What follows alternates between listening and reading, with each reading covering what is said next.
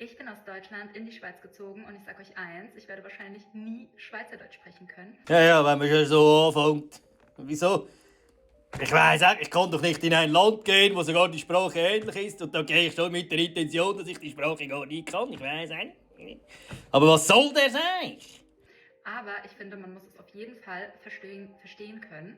Aha, ja, immerhin. Ja, ja, man muss die Sprache verstehen können in dieses Land, wo man zieht. Ja, ja, ja, ja, ja. Ja, das habe ich jetzt nicht gewusst ohne dieses Video. Ja.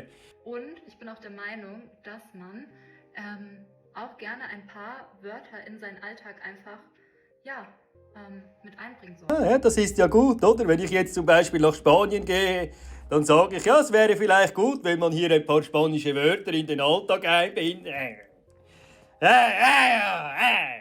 Genau das habe ich mir jetzt für dieses Jahr vorgenommen.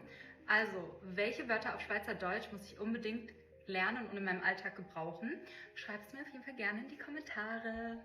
Also am besten alle Wörter, das macht am meisten Sinn. Merci vielmals, schreibt mal in die Kommentare, was ihr davon haltet. Merci, schönen Abend.